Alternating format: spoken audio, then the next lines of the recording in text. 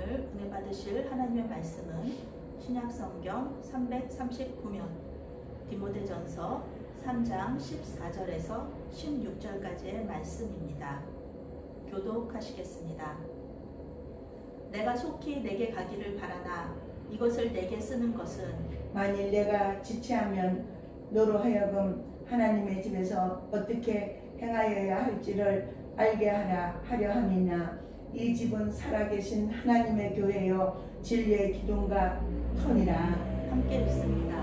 크도다 경건의 비밀이여 그렇지 않다 하는 자 없도다. 그는 육신으로 나타난 바 되시고 영으로 의롭다 하심을 받으시고 천사들에게 보이시고 만국에서 전파되시고 세상에서 믿음 바 되시고 영광 가운데서 올려지셨느니라. 아멘.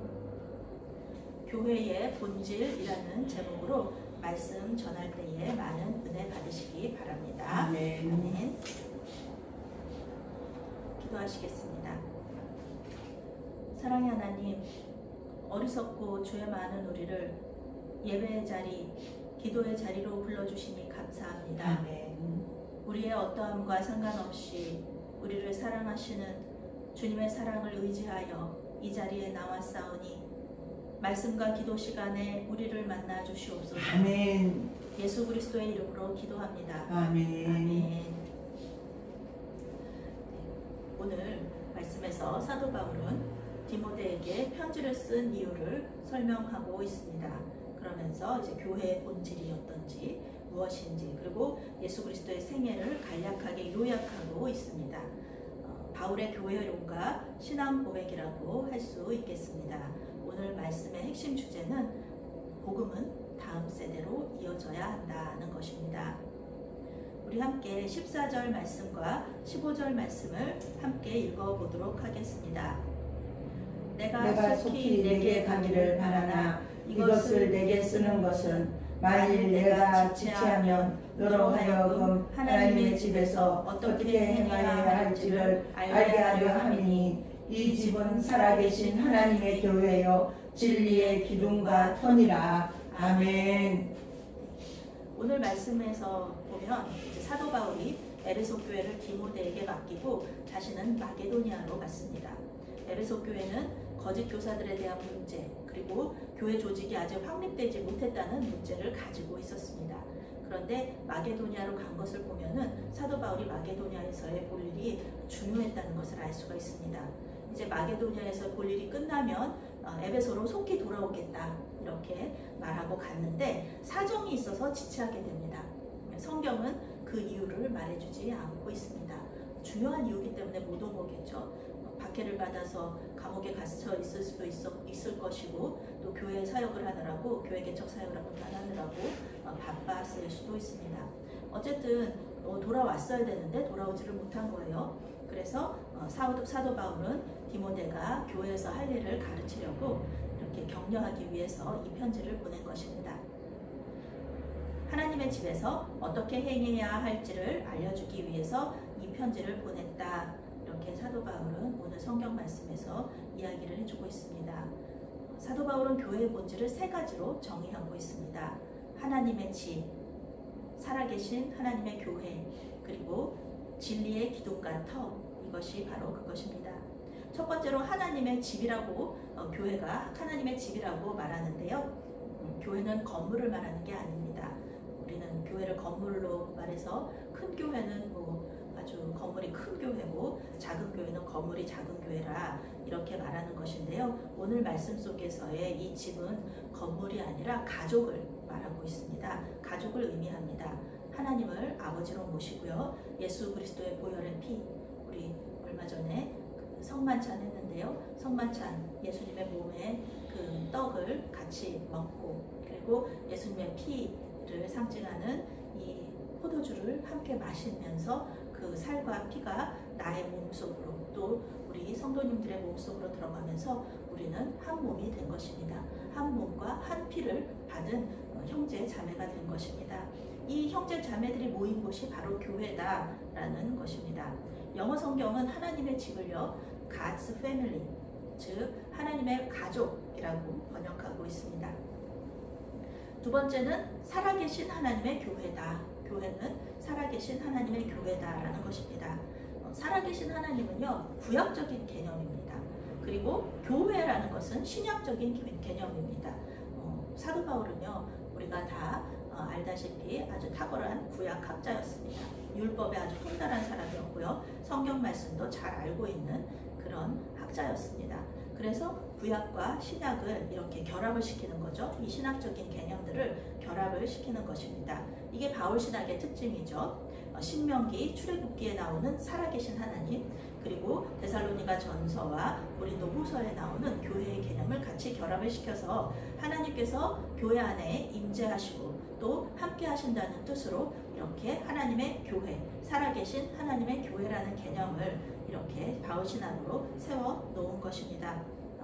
이 뜻은요, 우리의 모든 것을 아신다, 우리를 도우신다. 이것은 구약적인 개념이었죠.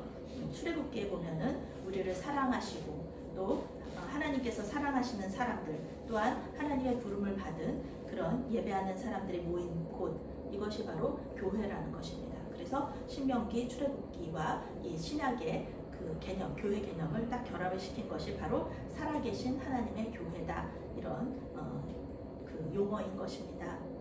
세 번째는 진리의 기둥과 터다 얘기를 하고 있죠.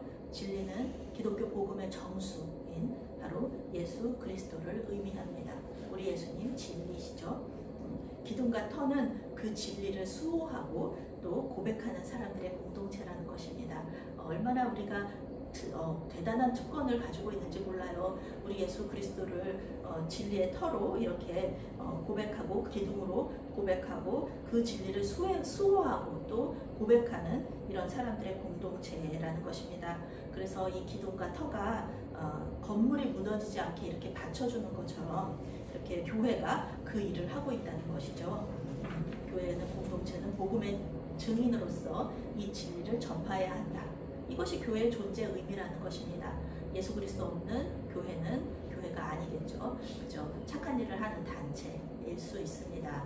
그런데 교회는 그런 것이 아니라 우리에게 유익이 없어도 우리의 목숨을 바쳐야 할 때가 될지라도 복음의 증인으로서 예수 그리스도의 복음을 전파해야 되는 그런 사명을 가진 곳, 이곳이 바로 교회라는 것입니다. 두 번째로 사도 바울은 경건의 비밀인 예수 그리스도에 대한 고백을 자신의 신앙 고백으로 하면서 또 복음을 전하고 있습니다. 16절 말씀을 함께 읽겠습니다. 크도다 경건의 비밀이여 그렇지 않다 하는 이 없도다. 그는 육신으로 나타나다 되시고 영으로 의롭다 하심을 받으시고 천사들에게 보이시고 만국에서 전파되시고 세상에서 믿음 바 되시고 영광 가운데서 올려지셨느니라. 아멘. 사도 바울은요, 오늘 말씀 속에서는 구체적으로 이 진리가 무엇인지를 디모데에게 가르쳐주고 있습니다. 거짓 교사들과의 싸움에서 이기려면은요, 진짜 진리가 무엇인지를 정확하게 알고 또 전할 필요가 있기 때문에 그렇습니다. 경건은 예수 그리스도에 대한 믿음을 의미합니다. 경건한 사람은 예수님을 믿는 사람입니다. 그리고 경건한 삶이다. 그것은 예수님을 믿는 사람이 살아가야 하는 그런 삶의 방식. 그것이 바로 경건한 삶이라는 것입니다. 이 경건한 삶은 우리 힘으로는 살 수 없죠. 우리 안에 계신 예수 그리스도, 또 우리를 도와주시는 우리 안에 내주하시는 성령 하나님께서 우리를 도와주시고 인도해 주실 때에 이 경건한 삶을 살 수 있고, 그것이 우리의 믿는 자들의 삶의 방식이 되는 것입니다. 16절 하반절 말씀은 예수님에 대한 이야기를, 생애에 대한 이야기를 하고 있는데요. 초대교회 교인들이 부르던 찬송가 9절입니다. 우리가 사도신경을 우리의 믿음으로 고백하듯이 이 사면 육행의 시의 형식을 가지고 있는데요. 복음의 핵심인 예수 그리스도의 삶을 요약한 것이 바로 이 사면 육행의 시이면서 16절 하반절 말씀입니다. 예수님은 신성과 인성을 다 가지고 계신 분이시죠. 완벽한 하나님이면서 또 완전한 인간이다라는 것입니다. 그리고 말씀이 육신이 돼서 오신 성육신하신 하나님이시고요. 이분이 하나님이시라는 것을 성령께서 세례 받으실 때 성령께서 왕관이 위에서 내려오듯이 그렇게 성령께서 내려오셔서 예수님께서 그 하나님이심을, 우리 예수님이 하나님이심을 증명해 주었습니다. 그리고 천사들에게 보이심으로 신성을 증명하셨고요. 또 온 세상에 전파되시고 믿음의 대상이 되셨다. 그리고 부활하셔서 승천하셨다. 이 이야기를 오늘 말씀에서 전하고 있습니다. 교회는 이 진리를 믿는 공동체입니다. 우리 예수님께서 성육신하셔서 그리고 다시 십자가에서 죽으시고 다시 살아나셔서 승천하셨다. 그리고 다시 오실 것이라는 이 믿음을 가진 사람들의 공동체이며 또 이 진리를 수호하고 전파하는 역할을 하는 그런 공동체가 바로 이 교회 공동체입니다. 사도 바울은 디모데가 이 에베소 교회를 이러한 공동체로 이끌기를 원하고 있는 것입니다. 하나님은 성경 말씀을 통해서 우리가 무엇을 알고 또 어떻게 행동해야 하는지를 말씀해 주고 계십니다. 하나님은 우리가 성경 말씀을 읽고 아는 것에 그치는 것이 아니라 삶으로 행동하기를 원하십니다. 오늘 말씀에서 하나님은 사도 바울의 편지를 통해서 하나님께서 교회에 기대하고 계신 일들, 무엇을 원하고 계신 일들을 우리에게 말씀하고 계십니다. 그것은 바로 복음의 진리를 다음 세대에 전달하는 일을 말하는 것입니다. 하나님께서는 이 복음의 진리를 다음 세대에 전하는 데 있어서 변명의 여지를 두고 있지 않으십니다. 너무 바빠서 못했다. 상황이 안 돼서 못했다. 이런 변명은 하나님께 통하지가 않습니다. 왜냐하면은 오늘 사도 바울은요, 자신이 직접 오지 못할 그런 상황에 처해져 있었습니다. 바빠서 그랬을 수도 있고요. 상황이 도저히 못 가르칠 그런 상황이었을 수도 있습니다. 그런데 사도 바울은 어떻게 했나요? 직접 오지 못하니까 편지를 보냄으로써 이 복음의 진리를 다음 세대인 디모데에게 전했습니다. 항상 하나님께서는 다른 방법을 또 주신다는 거예요. 우리가 그런 마음만 있으면 하나님께서는 지혜를 주셔서 우리가 할 일을 인도하신다는 것입니다. 우리는 어떻게 해서든지 이 복음의 진리를 다음 세대에 넘겨주어야 합니다. 이제 코로나 시대에는 그에 맞는 온라인으로 그 사명을 감당했습니다. 이제는 시대가 변했습니다. 코로나 시대가 저물어 가지만 그래도 이 오프라인과 온라인이 함께 복음을 전달하는 시대가 되었습니다. 복음을 전하는 것은 하나님께서 기뻐하시는 일이기 때문에요. 주님께 지혜를 구하고 능력을 구하여서 다음 세대에 꼭 이 비밀을 전달해야 되는 것입니다.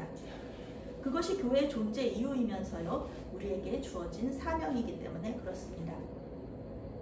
우리 교회는 아직 교회 학교가 구성되어 있지 않기 때문에 겨울 성경 학교를 진행하고 있지 않지만 우리나라의 많은 교회들이 교회 학교에서 유치부, 또 초등부, 그리고 중고등부, 대학부에서 겨울 사역을 진행하고 있습니다. 우리는 주님 안에서 한 몸 된 그 지체들로서 교회들의 겨울 사역을 위하여서 기도해야 할 것입니다. 우리 감리교만이 아니라 한국교회의 겨울 사역을 위해서 함께 기도해 주시기 바랍니다. 이번 한국교회의 겨울 사역을 통하여서 다음 세대가 이 진리를 알게 되고 또 그 다음 세대에게 이 경건의 비밀을 전달할 수 있는 사명을 깨닫게 해달라고 함께 기도해 주시기 바랍니다. 어린 영혼들이 이번 성경학교를 통해서 주님을 만나고 주님을 이미 만난 친구들은 더 깊이 주님을 알게 해달라고 기도하시기 바랍니다. 제가 여러분에게 항상 드리는 말씀이 있습니다. 우리는 우리가 할 수 있는 일을 하면 되는 것입니다.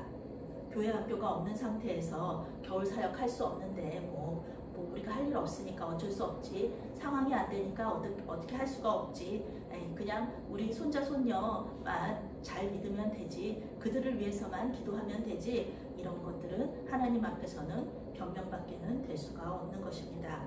우리는 교회 학교가 없는 상태에서 겨울 사역 할 수 없지만 그래서 겨울 사역을 하는 가운데 역사하시는 주님을 만날 수가 없지만 우리의 기도를 통해서 한국교회, 교회학교에서 역사하시는 주님을 만날 수 있습니다. 아멘. 하나님께서 우리의 기도를 들으시고 역사하여 주셔서 우리의 믿음의 비밀이 한국교회 다음 세대까지 전수되는 그 놀라운 주님의 은혜를 경험하는 저와 메아리교회 성도님들이 되시기를 바랍니다. 아멘. 아멘.